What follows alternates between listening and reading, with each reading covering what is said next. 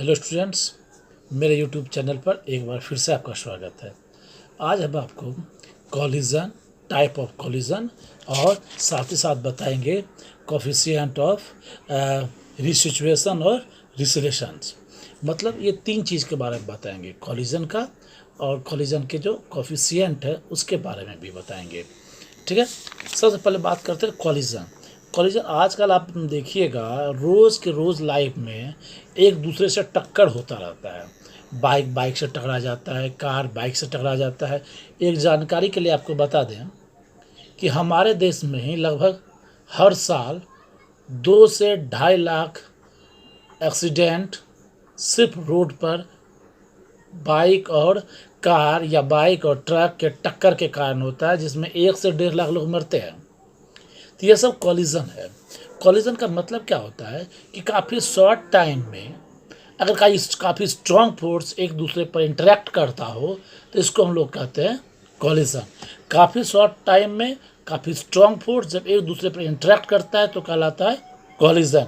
In physics we define the collision as the collision as an isolated event in which two or more colliding body exert relatively strong force on each other for a relatively short time। काफ़ी short time में काफ़ी strong force. फिर से बता देते हैं, collision of an isolated event in which two or more colliding body exert relatively strong force on each other for relatively short time। ठीक है, अब यह तो हो गया कॉलिजन का डिफिनीशन। कॉलिजन भी दो तरह का होगा, एक को हम लोग कहते हैं इलास्टिक कॉलिजन, दूसरे को कहते हैं इन इलास्टिक कॉलिजन। अब इलास्टिक कॉलिजन और इन इलास्टिक कॉलिजन में डिफरेंसेज होता है, कई चीज़ों में डिफरेंसेज होता है। सबसे पहला चीज़ तो जान लीजिए कि कोई भी कॉलिजन हो उसमें टू की रूल तो एप्लीकेबल होगा ही। क्या की रूल है कि वह कंजर्वेशन लॉ ऑफ मोमेंटम को फॉलो करता है, और दूसरा चीज़ क्या फॉलो करता है, कंजर्वेशन लॉ ऑफ एनर्जी को। All collisions follow the conservation law of momentum and the conservation law of energy. अब आते हैं बोर्ड पर तो ज़्यादा बेहतर समझ में आएगा कॉलिजन के टाइप के बारे में। बात करते हैं कॉलिजन का। कॉलिजन को हमने दो ग्रुप में बांटा है। एक को कहते हैं इलास्टिक कॉलिजन,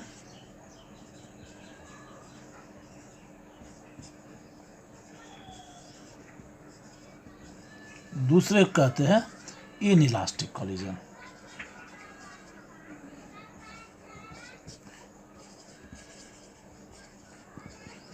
ठीक है, कॉलिजन दो पार्ट में होगा, इलास्टिक कॉलिजन और इन इलास्टिक कॉलिजन।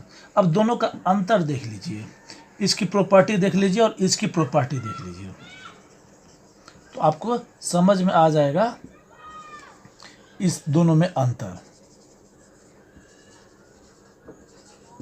पहला चीज़ तो हम पहले ही बता चुके हैं कि वह कॉलिजन इलास्टिक हो या इन इलास्टिक हो, तो पहला जो है लीनियर मोमेंटम हमेशा कंजर्व रहता है।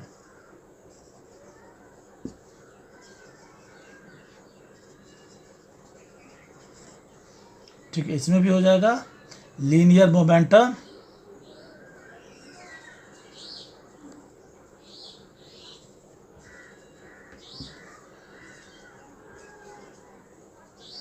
कंजर्व। दूसरा जो है वह है कि टोटल एनर्जी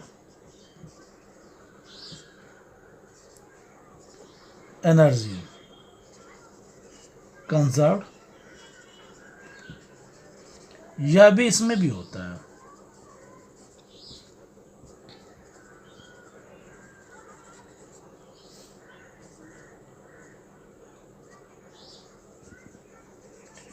लेकिन तीसरा जो अंतर है इलास्टिक और इन इलास्टिक में, वह यह है the kinetic energy also conserved.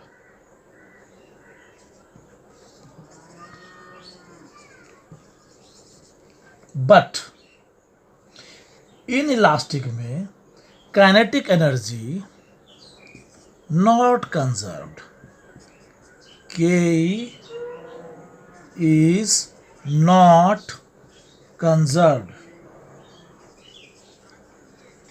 यह सबसे बड़ा अंतर है इलास्टिक कोलिजन में और इनइलास्टिक कोलिजन में। इलास्टिक कोलिजन में क्या होता है कि काइनेटिक एनर्जी भी कंजर्व होता है, इनइलास्टिक कोलिजन में काइनेटिक एनर्जी कंजर्व नहीं होता है। और इलास्टिक कोलिजन में जो फोर्स होता है, इलास्टिक कोलिजन का फोर्स कंजर्वेटिव फोर्स होता है, ठीक है।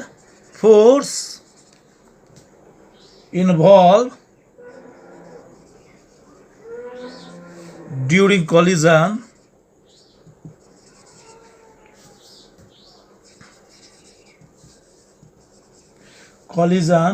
मस्ट बी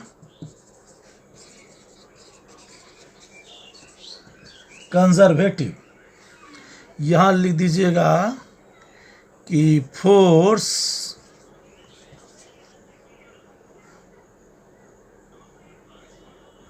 मे बी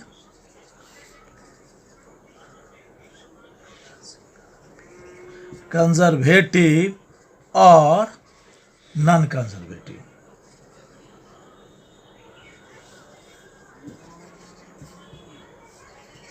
यहाँ पर यही अंतर है कि इसमें काइनेटिक एनर्जी हमेशा कंजर्व होता है, इसमें भी काइनेटिक एनर्जी कंजर्व नहीं होता है। टोटल एनर्जी कंजर्व होता है, लेकिन वह टोटल एनर्जी जो है टोटल काइनेटिक एनर्जी ही हो, कोई ज़रूरी नहीं है। काइनेटिक एनर्जी से कुछ पोटेंशियल एनर्जी में भी बदल जाता है, लेकिन इलास्टिक कोलिजन में काइनेटिक एनर्जी ही टोटल कंजर्व रहता है। यहाँ पर काइनेटिक एनर्जी की जगह पर साउंड एनर्जी, मैकेनिकल एनर्जी के अन्य फॉर्म में बदल जाता है। दूसरा चीज़ कि इलास्टिक कोलिजन होगा तो जो फोर्स लगेगा वह कंजर्वेटिव फोर्स होगा, और इन इलास्टिक कोलिजन में फोर्स जो होगा वह नॉन कंजर्वेटिव फोर्स होगा। अब कंजर्वेटिव फोर्स या नॉन कंजर्वेटिव फोर्स क्या है, इसके लिए अलग से वीडियो बनाया गया है, आप उस वीडियो को देखिए, उसका लिंक आपको शेयर किया जाएगा इसी वीडियो में, उस पर आप जाकर के देख लीजिए। ओके।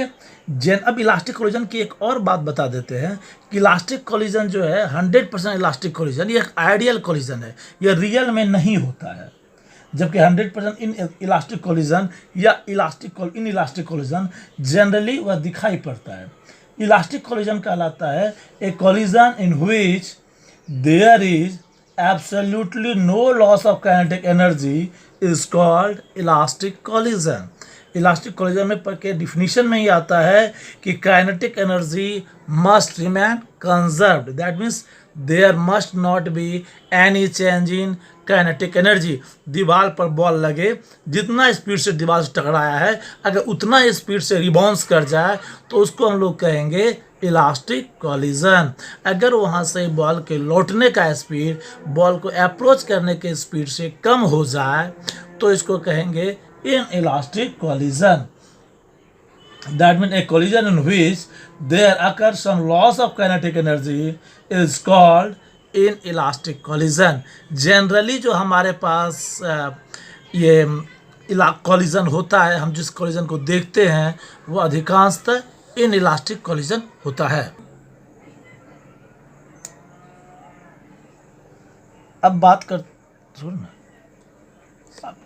करते हैं कोफिशिएंट ऑफ रेस्टोरेंट का, COEFFICIENT, कोफिशिएंट ऑफ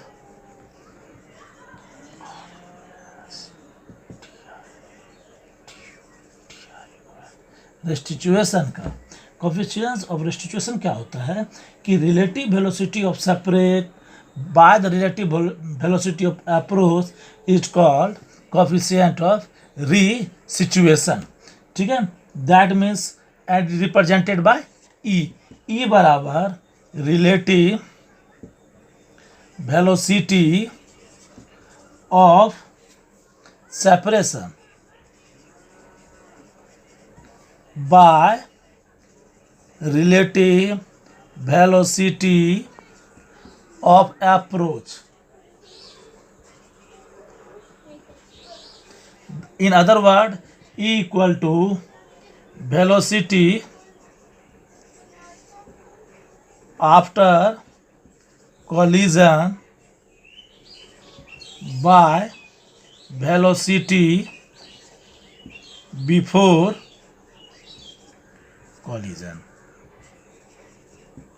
मान लीजिए कि v1 and v2 are the velocity of two body before collision, u1 and u2 are the velocity of two body before collision, and v1 and v2 are the velocity after collision of two body।